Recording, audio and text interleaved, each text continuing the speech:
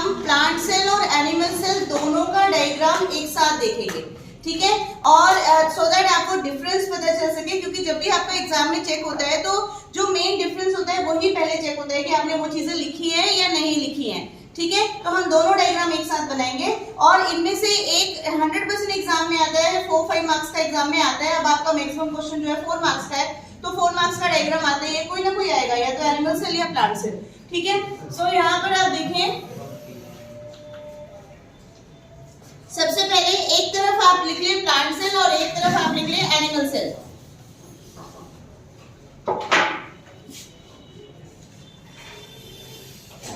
सो यहाँ पर हम लिख लेते हैं प्लांट सेल, जो बेसिक डिफरेंसेस हैं और जो चीजें सेम है वो हमें देखना है।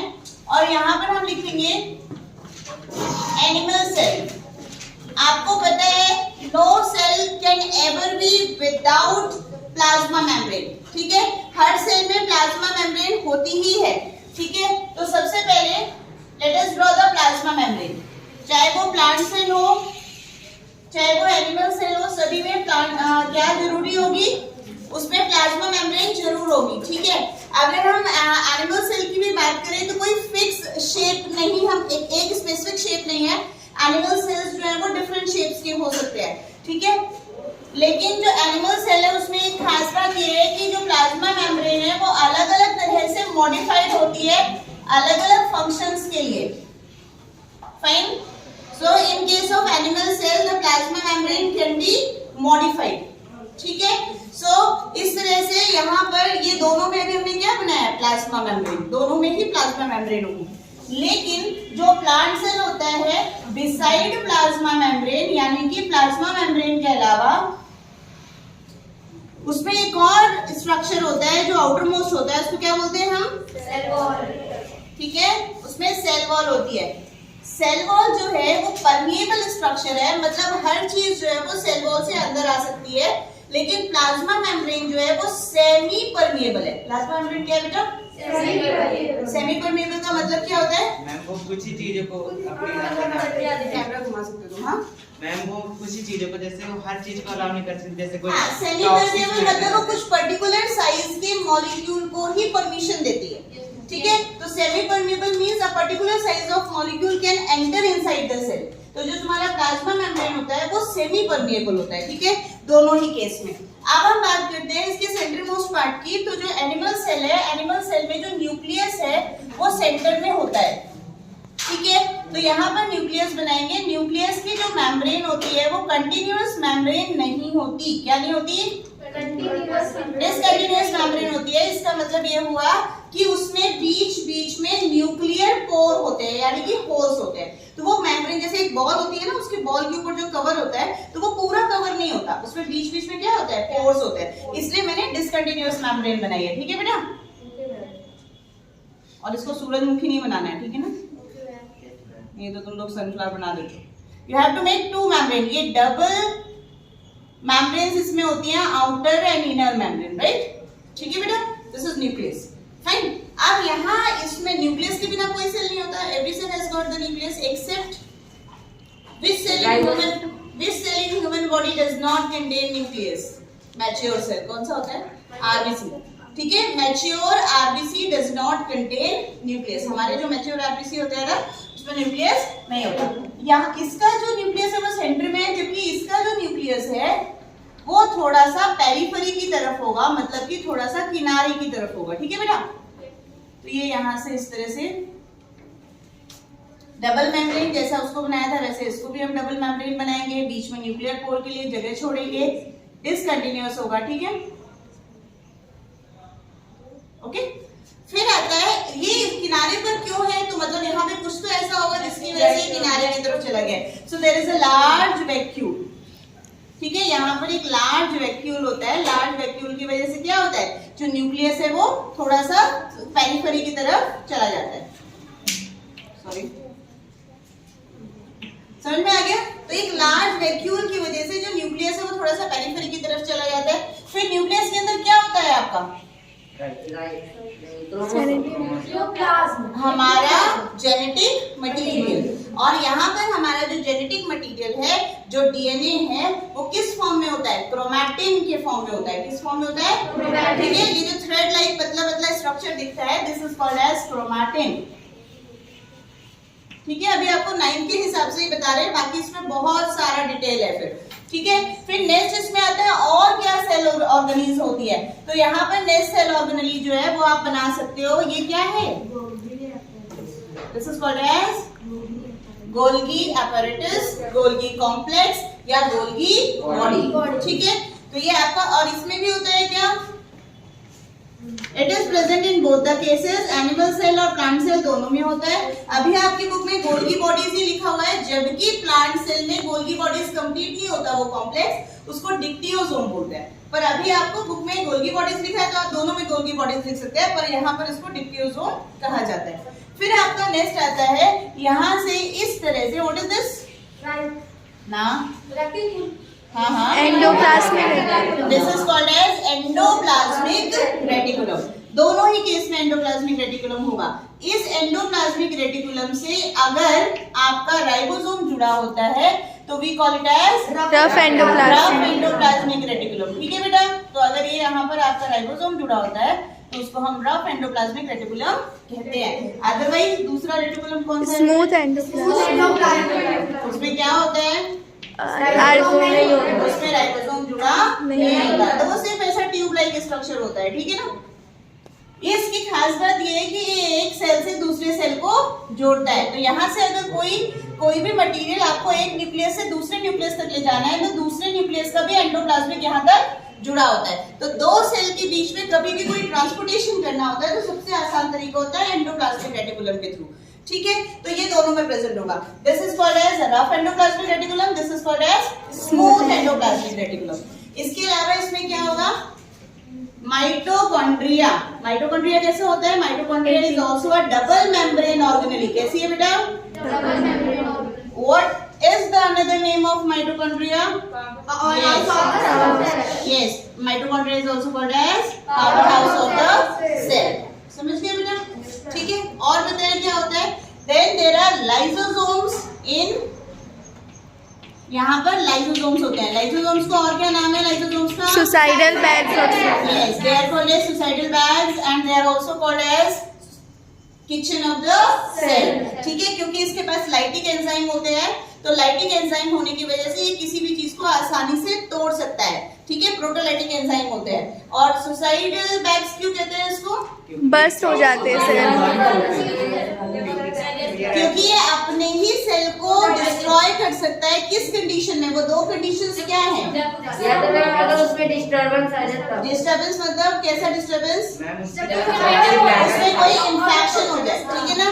अगर सेल में कोई इंफेक्शन हो जाता है तो लाइसोसोम से एंजाइम निकलते हैं और वो अपने ही सेल को डिस्ट्रॉय कर देते हैं सो दैट दूसरे सेल्स में वो इंफेक्शन ना पहुंच पाए। दूसरी कंडीशन क्या है? इन केस ऑफ सीवियर स्टार्वेशन। ठीक है ना, जब कोई फूड मटेरियल अवेलेबल नहीं होता है तो वो अपने ही सेल को डिकम्पोज करके और एनर्जी प्रोवाइड करता है। तो क्योंकि वो अपने आप को ही मारता है, that's why it is called as suicidal bags. और इसके अलावा क्या होता है? यहाँ पर एक और स्ट्रक्चर होता है जिनको हम कहते हैं माइक्रोट्यूब्यूल्स। क्या कहते हैं? माइक्रोट्यूब्यूल्स जो है वो इसको स्ट्रक्चर प्रोवाइड करती है, क्योंकि इसके अंदर स्ट्रक्चर के लिए कुछ नहीं है। जबकि यहाँ पर तो ये हार्ड होता है, जो सेल वॉल है वो रिजिड होती है, हार्ड होती है, तो उसको स्ट्रक्चर इससे मिल जाता है। ठीक है, यहाँ पर पतले पतले फाइबर्स होते हैं जिनको माइक्रोट्यूब्यूल्स बोलते हैं। इसके अलावा the things which is present only in case of plant cell, what is a chloroplast? Chloroplast is a cell organelle that is also a double membrane cell organelle. ठीक है, क्लोरोप्लास्ट जो है वो भी double membrane self sustaining unit है और इसके अंदर पाया जाता है chlorophyll which is important for photosynthesis. Plant किसलिए इंपॉर्टेंट होता है? क्या करता है? फोटोसिंथेसिस करता है। फोटोसिंथेसिस का मतलब क्या होता है? सिंथेसिस मतलब टू मैन्युफैक्चर एंड फोटो मतलब light, to synthesize with the help of light. ठीक है ना। तो ये अपना ग्लूकोज यानी खाना जो है वो किसकी मदद से बनाता है, Food लाइट। से। और इसके पास ये होता है, हमारे पास नहीं होता है, ठीक है, एनिमल सेल में नहीं होता है। And that's why they are autotrophic and we are heterotrophic, ठीक है। और बताइए और कौन सी सेल ऑर्गेनेली आपके उसमें मेंशन है, centrioles. Okay, centriole is present in case of animal cell. 2 centrioles होते हैं और ये क्या इनका काम है, what is the function of centriole, they help during the cell division. ये सेल डिवीजन के समय मदद करते हैं और स्पिंडल फाइबर बनाते हैं। लेकिन ये किसमें होता है, सिर्फ एनिमल सेल में, प्लांट सेल में नहीं होता। और कुछ जो आपके 9th के हिसाब से दिया हो, there is a ground matrix. यहाँ पर एक ग्राउंड मैट्रिक्स होती है जिसको हम क्या कहते हैं, matrix. This is called as cytoplasm, ठीक है। ग्राउंड मैट्रिक्स सभी सेल्स में होगी जिसके अंदर बहुत सारे एंजाइम होंगे, बहुत सारा वाटर होएगा and plus there will be other minerals. समझ में आ गई बात, ठीक है। चलो अब शुरू करते हैं। सो यहाँ पर दिस इज, इसको हम क्या बोल रहे हैं, सेल वॉल। सेल वॉल इसमें नहीं होगी, ये है प्लाज्मा मेम्ब्रेन जो इसमें भी है। So we can write it as plasma, इसको सेल मेम्ब्रेन भी बोलते हैं, ठीक है बेटा, मेम्ब्रेन। जब भी आप प्लांट सेल बनाओगे ना तो उसमें 2 चीजें क्लियरली देखी जाएगी कि तुमने लिखा है कि नहीं लिखा है। Plant cell can never be without cell wall and plant cell must have chloroplast. ये 2 चीजें मतलब वो देखते ही है कि तुमने किया है, बनाया है कि नहीं। कई बार बच्चे एनिमल सेल बनाते हैं उसको सेल वॉल बना देते हैं, तो फिर वो पूरा का पूरा गलत हो जाता है ना, ठीक है। फिर इसमें यहाँ पर ये साइटोप्लाज्म है, यहाँ पर भी क्या है बेटा, साइटोप्लाज्म। आपने एक और टर्म सुना है प्रोटोप्लाज्म, वो क्या होता है, cytoplasm plus nucleus. Very good. Nucleoplasm क्या होता है, न्यूक्लियस के अंदर जो लिक्विड होता है उसको अपन क्या कहते हैं, न्यूक्लियोप्लाज्म। तो यहाँ पर जो अंदर भरा हुआ है इसको हम बोलते हैं न्यूक्लियोप्लाज्म। और पूरे सेल का जो ग्राउंड मैट्रिक्स है, पूरे सेल के अंदर जो ग्राउंड मैट्रिक्स है उसको हम क्या कहते हैं, प्रोटोप्लाज्म। यानी protoplasm is equal to cytoplasm plus cytoplasm. Okay, फिर इनके नाम हम लिखते हैं। ये क्या है बेटा, this is lysosome, this is mitochondria, the power house of the cell, ठीक है। And this is called as Golgi complex या बॉडी, इसको गोल्गी ने ही ढूंढा था, this is the name of the scientist, ठीक है। फिर यहाँ पर आप देख सकते हैं this is called as chromatin. Chromatin है इसके अंदर, ठीक है, दोनों के अंदर होगा, इसके अंदर भी क्रोमैटिन होगा, ठीक है। And this is what, this is the nucleus या न्यूक्लियर मेम्ब्रेन, ठीक है। ये क्या है, रफ एंडोप्लाज्मिक रेटिकुलम। आप फुल फॉर्म लिखेंगे, okay. And this is called as smooth endoplasmic reticulum, this is called as micro tubule, ठीक है। और इसको क्या कहते हैं, this is called as villi.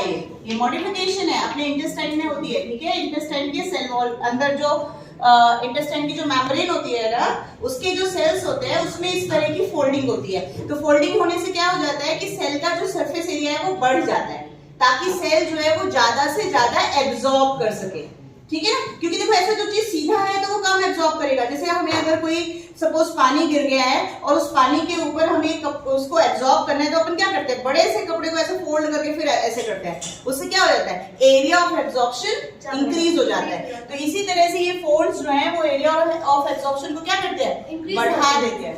ये इसको अपन क्या बोलते हैं, माइक्रो विलाई, ठीक है।